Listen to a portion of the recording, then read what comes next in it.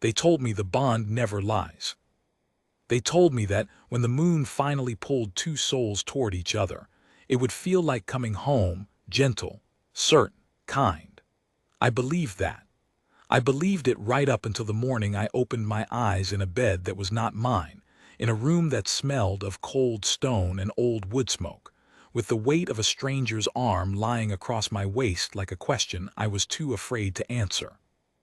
I had prayed for something small, a quiet man, a crooked little house at the edge of the pines where the river ran shallow enough to cross on foot. I had a whole life folded up neat inside my chest, and I had been carrying it carefully for years, waiting for the night the moon would hand me the boy I already loved. Instead, the moon gave me the one wolf every girl in the territory had been raised to fear. And the worst part, the part I have never told anyone, not once in all the seasons since, is that when I felt that bond snap into place, deep in the marrow of me, it did not feel like a mistake at all. That was the most terrifying thing of all. I woke because the fire had gone cold.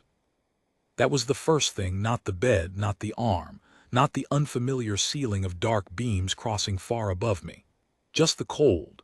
In my mother's house we never let the fire die. You banked it at night, fed it at dawn, and the warmth of it was the heartbeat of the whole place. So when I surfaced out of sleep into a room where the hearth had burned down to gray ash, every animal instinct in me knew, before I had opened my eyes, that I was somewhere wrong. Then I felt the weight. An arm, heavy, warm despite the chill, draped over my hip and curled loosely against my stomach. A hand, large and scarred across the knuckles, resting open as though it had fallen there in sleep without intention. The breath at the back of my neck was slow and even, a deep tide going in and out, and the body behind me was a wall of heat I had pressed myself against without meaning to. I did not move. I have always been good at being still. When you grow up small in a pack that respects size, you learn to make yourself into furniture, into shadow, into the quiet girl no one bothers to notice. So I lay there with my eyes open and my heart slamming, and I made myself breathe in the same slow rhythm as the man behind me, and I tried to remember. The convergence. I remembered the convergence. Every autumn, when the harvest moon swelled fat and orange over the ridge, the unbonded wolves of the northern territories came down out of their scattered packs and gathered in the great hall at Hollowmere. It was the only night the bond was said to wake, the one night the moon walked close enough to the earth to reach into us and find the missing halves of our souls. Most of us went our whole lives never feeling it. The bond was rare, sacred, a thing the elders spoke of in hushed and reverent voices. But on Convergence night, if it was going to happen at all, it happened there. I had not wanted to go. I remembered that, too, the argument with my mother in our small kitchen, the way she had pressed my good dress into my hands and refused to take it back. "You will go, Wren," she had said, in the voice that ended all arguments. "You will go because the year you are too proud to go is the year it would have chosen you." I had gone because of Eli. The thought of him hit me then like cold water, and my whole body flinched. The man behind me stirred. His arm tightened, just slightly, gathering me an inch closer before his breathing settled again, an unconscious thing, the way you pull a blanket up in the night. And I lay frozen in the circle of that arm, and I thought of Eli Marsh with his sun-browned hands and his easy laugh. Eli who had grown up in the house next to ours. Eli who had walked me to the convergence with his fingers laced through mine, and whispered against my ear that he didn't need any moon to tell him what he already knew. We had a plan. That was the thing. We had a whole future built out of nothing but want, the house by the river, the garden I would grow, the forge he would build. We had decided, the two of us, that if the bond didn't choose us, we would simply choose each other anyway, the ordinary human way, the way most wolves lived their whole lives. So what was I doing here? I turned my head, slowly, a fraction at a time, until I could see the room. It was vast. That was the only word for it. The ceiling vaulted up into darkness, and the walls were gray stone hung with old furs and older weapons, long blades and shields gone dull with age. A window taller than two men let in the thin blue light of very early morning, and through it I could see the black shapes of mountains I did not recognize. Not Hollowmere. Not anywhere near my own valley. We were high up, somewhere in the peaks, somewhere that smelled of snow even though the snows had not yet come. And the bed I lay in could have slept six. The linens were dark and fine and softer than anything my mother had ever owned, and they smelled of cedar and of cold air and of something underneath that I could not name, something that made the back of my throat go tight and my pulse stumble, a scent that pulled at the deepest part of me, that made my wolf rise up under my skin and strain toward the body at my back like a plant bending toward light. That was when I understood. That was when the memory came back, all at once, the way a dam breaks, not a trickle but a flood, the whole night arriving in a single drowning wave. The hall, the drums, the way the air had changed when he walked in.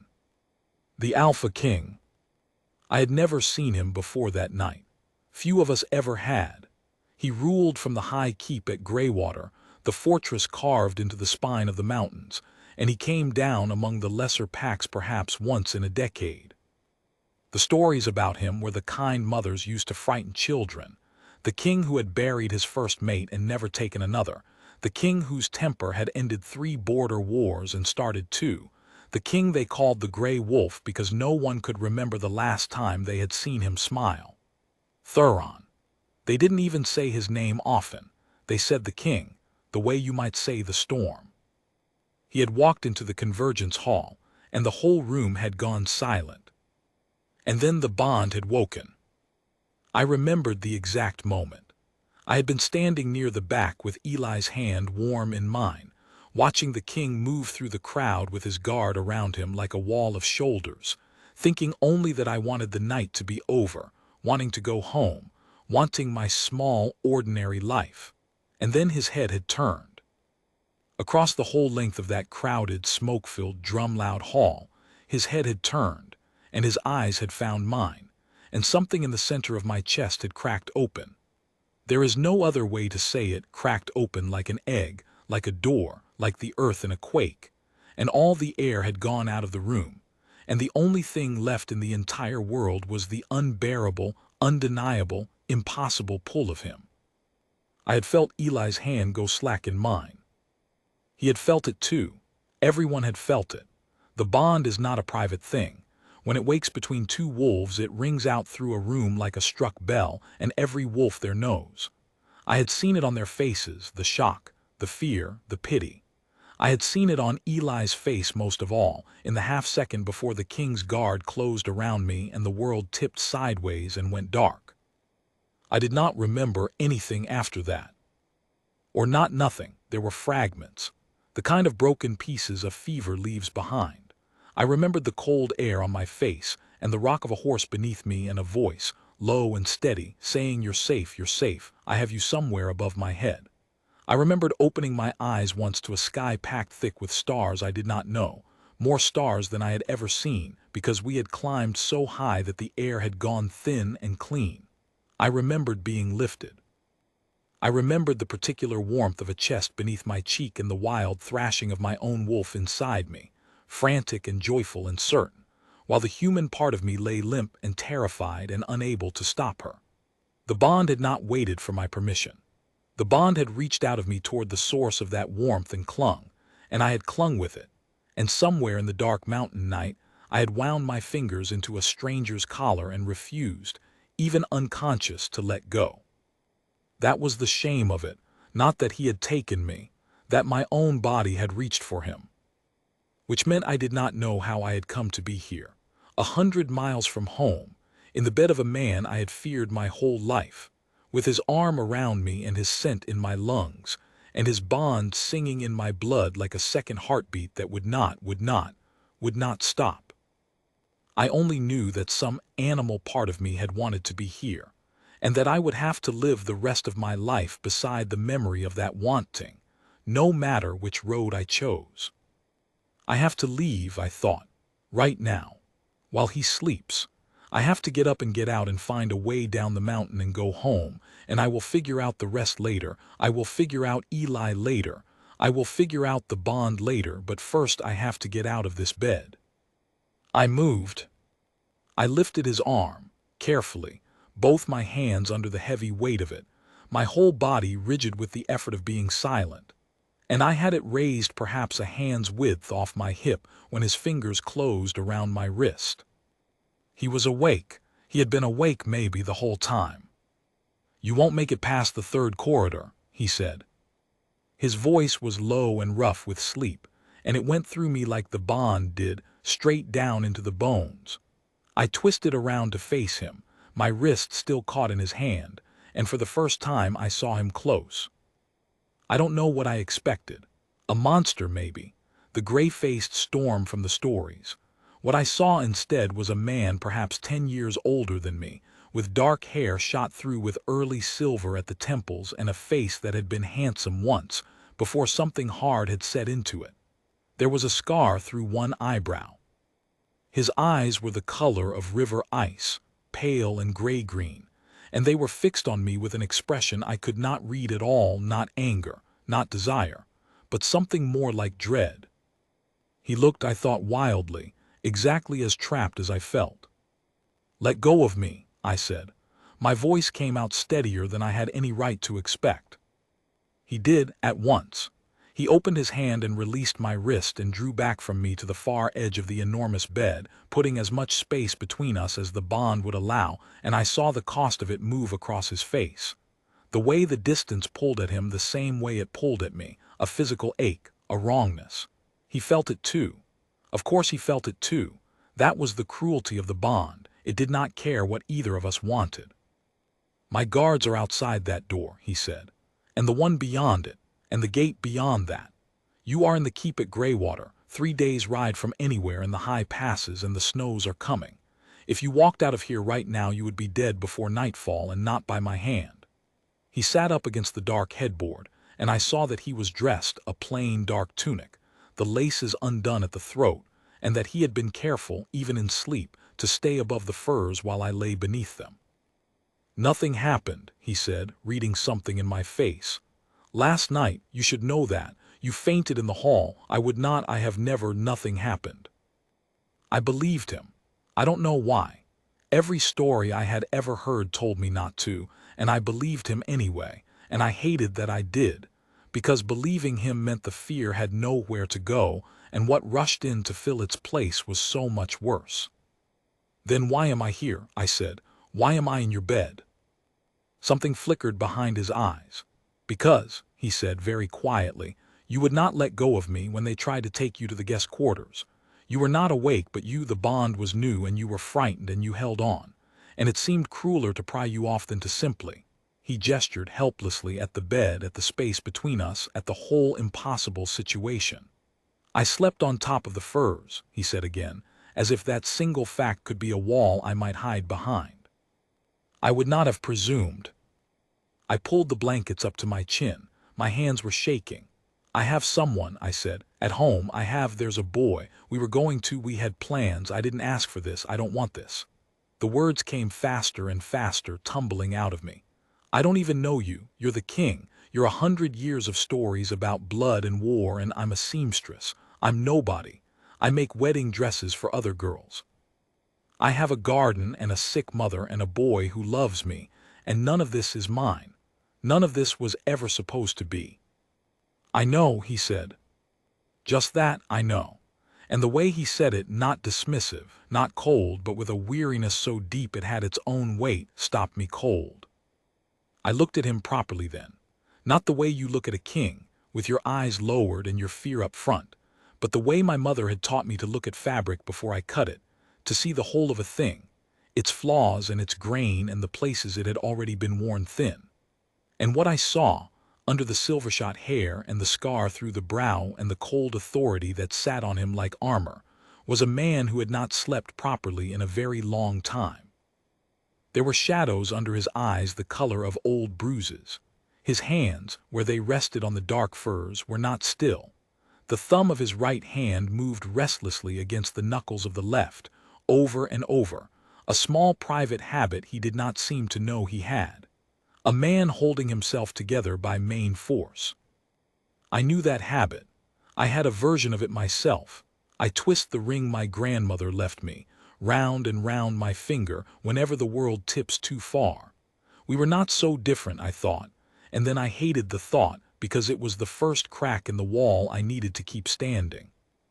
He was looking at the window, at the black mountains and the thin blue light. I buried a mate once, he said. You will have heard, everyone has heard. Her name was Sarait, and the bond chose us when we were both young and stupid enough to think the moon had done us a kindness. His jaw worked. When she died, I told myself I would never feel that again. I made certain of it. 20 years I have ruled this territory and not once gone down to a convergence, not once let the moon get close enough to reach me, because I knew that I could not survive losing it twice. He turned his head and looked at me, and there was something terrible in his face, something cracked. And then this year my council insisted. The border packs are restless. They wanted to see their king among them, wanted to remember he was flesh and not just a name. So I went.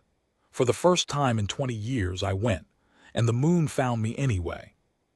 The room was very quiet. Outside, somewhere far below, I could hear the wind moving through the high passes, a long, low moan against the stone. I am as undone by this as you are, he said. Believe that if you believe nothing else. I did not want a mate. I did not go looking for one.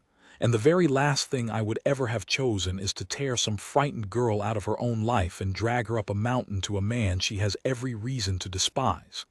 He passed a hand over his face. But the bond does not unmake itself because we object to its timing. You feel it. I feel it. And if we are both feeling it, then there are only two roads from here, and you are not going to like either of them. Tell me anyway, I said. He looked at me for a long moment. The bond can be refused, he said. It is rare. It is most wolves would never dream of it. To most of us the bond is the holiest thing there is, but it can be done. There is a right. If both parties stand before the moon and renounce it, the bond will break. He paused. It is not painless. I will not lie to you about that. Breaking a true bond is, they say, it is like losing a limb you were born with. Some wolves never fully recover.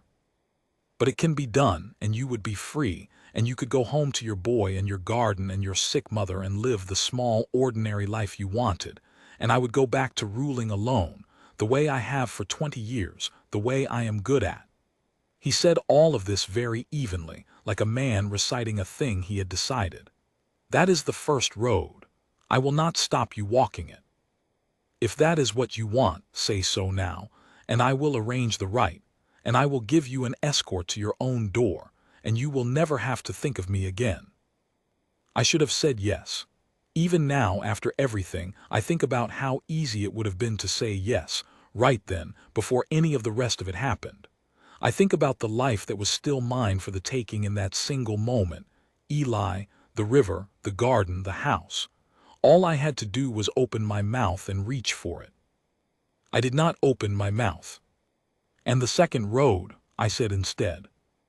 And the king of Greywater, the gray wolf, the storm of the northern territories, looked at me with his river ice eyes and his cracked and weary face. And for one bare instant, so fast I might have imagined it, something that was almost hope moved across his features before he crushed it flat. The second road, he said, is that you stay long enough to let me explain why I cannot simply send you home tomorrow. Because there is a great deal you do not know yet, Wren of the River Valley. There is a reason the snows coming early is a mercy and not a curse. There is a reason my guards stand at every door. And there is a reason that when the bond woke between us last night, in front of every unbonded wolf in the northern territories, it was very possibly the most dangerous thing that has happened to either of us in 20 years. The wind moaned against the stone. 3 of the border alphas, he said, would give anything to see me weak, and there is nothing in this world that makes a wolf weaker than something he is afraid to lose. He let that settle. They saw what I saw last night, he said softly. They felt the bell ring. By now the news is halfway across the territory. The king who swore he would never bond again has bonded, and to a no-name seamstress from a border pack with no warriors and no walls. His mouth twisted, not quite a smile. Which means, Ren, that whether you stay or whether you go, whether you keep this bond or break it, there are men sharpening knives tonight with your name already on them. Going home will not make you safe. Nothing will make you safe now. The only question left is whether you face that alone, or whether you let me stand between it and you. The horn was still blowing when he reached the door.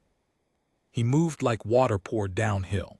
One moment he was a tired man sitting against a headboard. The next he was across the room with a blade already in his hand, drawn from somewhere I hadn't seen, and his whole body had changed. The weariness was gone. The dread was gone. What stood at the door now was the thing the stories were about, the gray wolf, and I understood for the first time, watching the set of his shoulders, exactly how 3 border wars had ended the way they had. "Stay here," he said without looking back. "Bar the door behind me. Do not open it for anyone whose voice you do not know, and you do not know any of them, so do not open it at all. Do you understand me?" "What is it?" My own voice sounded thin and far away. He hesitated. For 1/2 second his hand rested flat against the dark wood of the door, and I saw him decide whether to lie to me. "I don't know yet," he said, which was the truth, and somehow that frightened me more than any lie could have. "Bar the door, Ren." And he was gone. I did not bar the door. I want to be honest about that because it matters for everything that comes after. I'm not telling you a story about a brave girl. I lay in that enormous bed for the length of 3 breaths, listening to the horn and the answering shouts that had begun to rise up through the stone from somewhere far below, and every sensible instinct I had told me to do exactly what he'd said: bar the door, make myself small, wait. That was who I had always been. The quiet girl. The furniture. The shadow no one bothered to notice. But the bond was screaming. That is the only word for it. The moment he passed beyond the second door, it had begun to pull at me, a hook set deep behind my breastbone, and the farther he went the more it hurt, a stretching, tearing ache as though some essential thread in me were being drawn out through a too small opening. And underneath the pain was something even worse, a certainty, an animal knowing that he was walking towards something that wanted to kill him. I did not decide to follow him. My body decided. I was out of the bed and into a long fur-lined robe that hung by the cold hearth, and through the unbarred door before the human part of me had finished arguing against it. The keep at Greywater was a maze of gray stone and guttering torchlight, and I should have been lost in a dozen steps. I was not. The bond led me. Down a spiral stair, along a gallery hung with the banners of dead alphas, through a hall where servants ran past me white-faced, and an old woman pressed herself to the wall and stared at me as though I were a ghost. And perhaps to her I was, the no-name border girl in the king's robe, walking through the king's keep on the worst morning in 20 years. I followed the pull. I followed the pain. It got worse and worse until I came out through a low arched door into the gray light of the inner courtyard, and there it stopped because there he was. And there they were. There were perhaps a dozen of them. Wolves I did not know, hard-faced men in the colors of a pack I didn't recognize, and at their head, a great broad alpha with a beard the color of iron and a smile that did not reach his eyes. They had come up the mountain in the dark, while the snows held off, and the watch had caught them only at the last gate, and now they stood in a loose half-circle in the king's own courtyard with their hands near their weapons and the air between them and Thuron thick enough to choke on. The king stood alone before them. His guard was ranged behind him, but he stood out ahead, alone, the way I would come to learn he always did.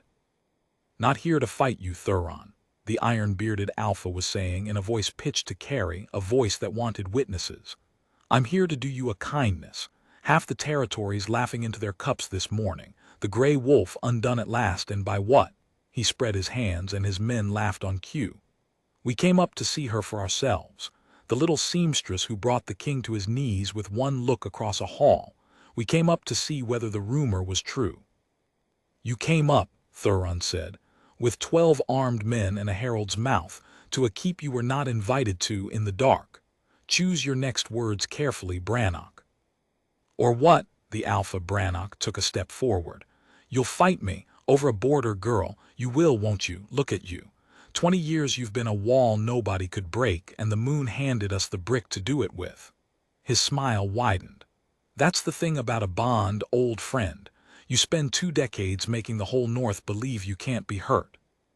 And then everyone watches you fall in love with a stranger in the space of one breath, and they realize, all of us, all at once, that there's a soft place after all. There's something the king can lose. I understood then what Thuron had been trying to tell me upstairs. I understood it in my whole body. They had not come for me because they wanted me. They had come because I was the wound. Because a bonded king is a king with a heart, and a king with a heart is a king who can be made to kneel. And I understood something else, watching Brannock's men spread slowly out along the edges of the courtyard, watching the way they were positioning themselves, not for a duel, not for an honorable challenge, but for a killing. They did not mean to fight Thuron fairly. They meant to surround him. I should have stayed at the arch. I know that. I should have stayed in the shadow where no one had seen me. But the bond was screaming, and the wolf was up under my skin, and the quiet girl who made wedding dresses for other girls had, somewhere on that long dark ride up the mountain, simply stopped being able to stand still. Stop, I said. It came out louder than I meant it to. It rang off the stone. Every head in the courtyard turned. Thuron's face when he saw me was a terrible thing, fury and fear and despair all at once. The face of a man watching the one card he had left be played by the wrong hand. Go back, his eyes said. Go back, go back. What are you doing? Go back. But it was too late for that, and we both knew it. Brannock was already looking at me, and his iron smile had gone soft and delighted, like a man who has been handed a gift he did not expect. There she is, he said. I made myself walk forward. I do not know where it came from. My knees were water and my heart was a trapped bird, and I have never in my life been more frightened than I was crossing those few feet of frozen courtyard. But I made myself walk, and I stopped beside the king, not behind him, beside him. And I looked at the alpha with the iron beard, and I said the only true thing I had. You're wrong about me, I said. Brannock tilted his head. You think I'm a weakness. My voice shook. I let it shake. You think the king has something to lose now, and that thing is me, and so you came up here to take me or kill me or use me to make him kneel, but you've got it backwards. I made myself meet his eyes. I'm not his weakness. I'm the seamstress from a border pack with no warriors and no walls, the one nobody noticed for 26 years. I have nothing. I have a garden and a sick mother and a boy at home who is probably already mourning me. There is nothing you can take from me that I haven't already lost since yesterday morning. I heard my own voice steady as I spoke, the way thread pulls taut. He didn't choose this any more than I did. The moon chose it. And if you think killing a king over something neither of us asked for is going to make the other alphas respect you, if you think the North is going to follow a man who climbs a mountain in the dark to murder his neighbor in his own courtyard over a love story, then you understand power even less than you understand the bond. The courtyard was very quiet. I was shaking so hard I thought I might fall, but I had seen it land. I had seen it move across the faces of Brannock's men, the ones at the edges, the younger ones, the ones who had perhaps climbed this mountain expecting glory and were now standing in the cold gray dawn being told, by a barefoot girl in a borrowed robe, exactly what story they would be in if they drew their blades. A king murdered over a stranger is a tyrant's death and makes martyrs.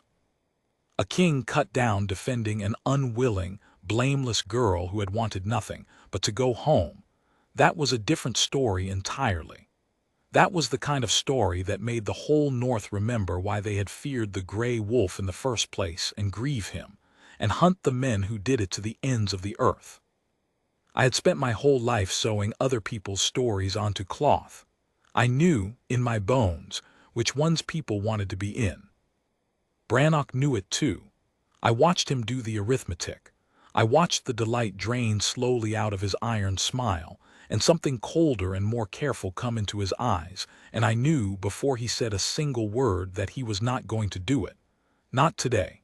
Not like this. Not with his own men already shifting their weight and not meeting each other's eyes.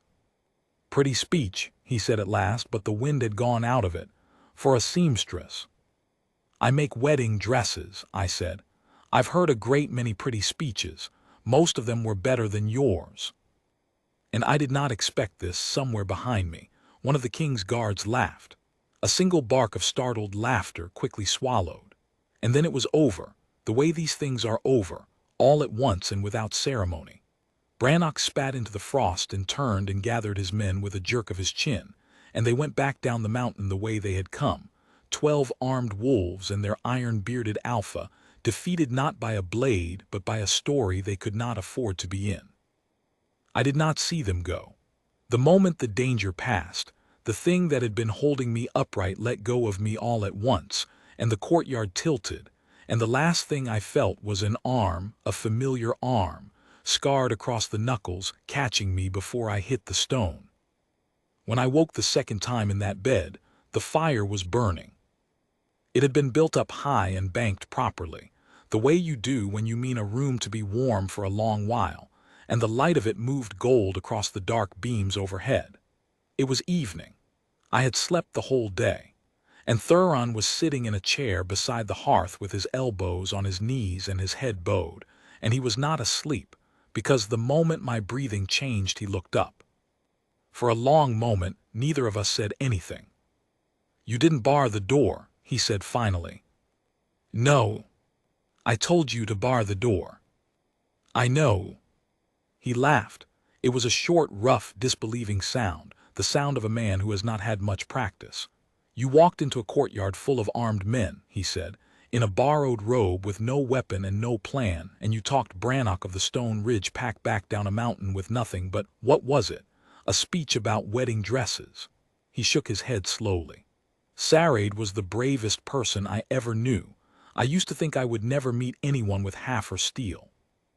He looked at me, and the firelight caught the river ice of his eyes. I was wrong about that, it seems. I did not know what to do with that, so I said the thing that had been sitting in my chest all day, the heavy thing, the thing I had carried up out of sleep. "You were going to let them kill you." He went still. "In the courtyard, before I came out. You stood in front of your own guard alone where they could surround you. You weren't trying to win." The understanding had come to me slowly, all through the long day's sleep, and now I made myself say it out loud.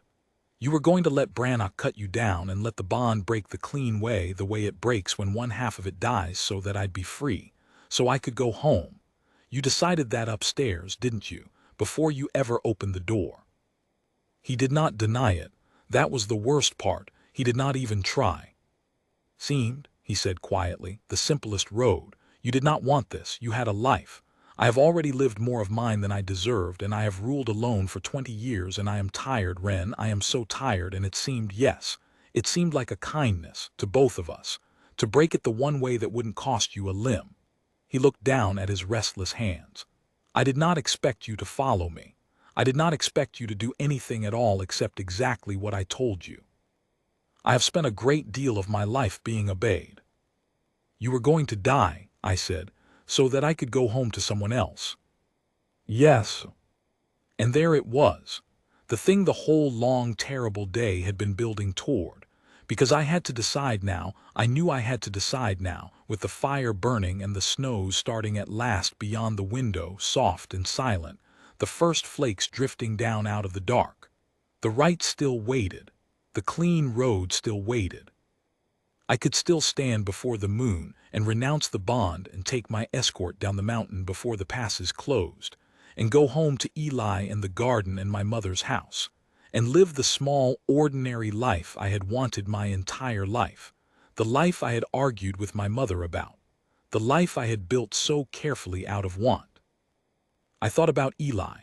I made myself think about him properly, his sun-browned hands, his easy laugh, the house by the river we had drawn in the dirt with a stick when we were both 17 and certain. I loved him. I want to be honest about that too.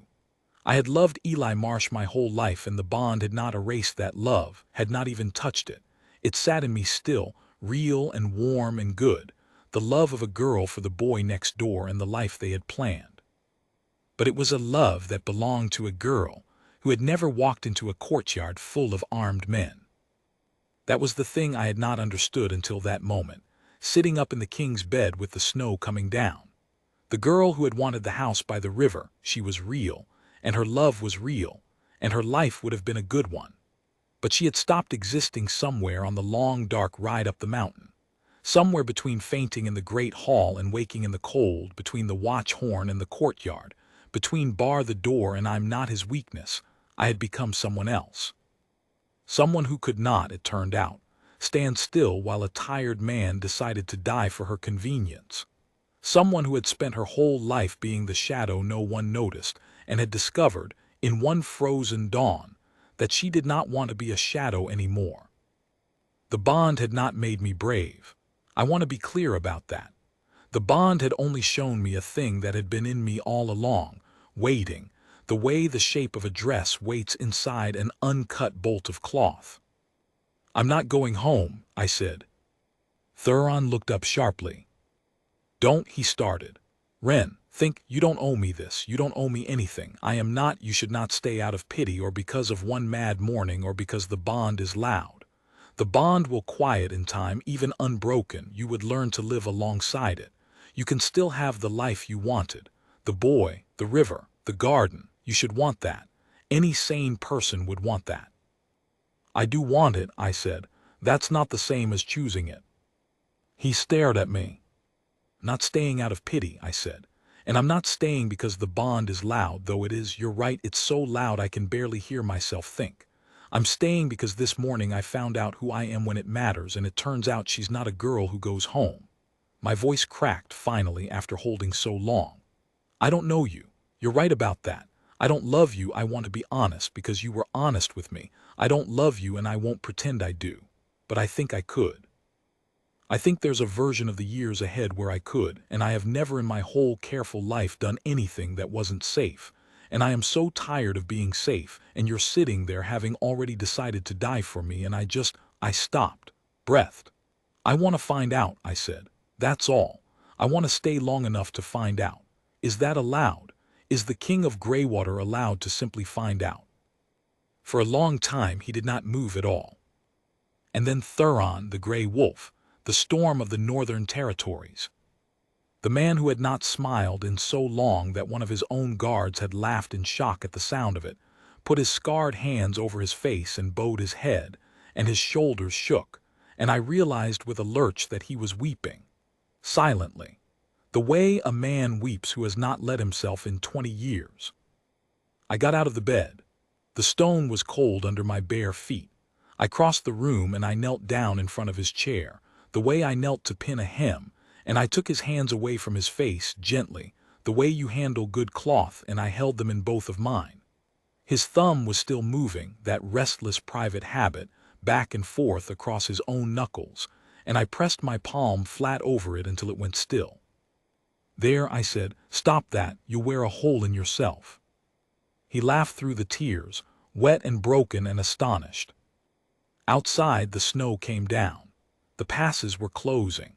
By morning we would be locked in together on the top of the mountain, the king and the seamstress, the storm and the shadow, two people the moon had thrown together without asking either of them, and 3 border alphas were sharpening their knives somewhere in the dark below, and none of it was solved, and none of it was safe, and I had just thrown away the only easy road I would ever be offered. I have never once regretted it. That is not the same as saying it was simple. The years that came after were not simple. There were the alphas and the long winter, and the things I had to learn about ruling beside a man instead of sewing dresses in a quiet valley, and there was my mother, and there was Eli, but those are other stories, and I will tell them in time when I am ready. For now there is only this, the fire and the snow, and a tired king's hands going still under mine.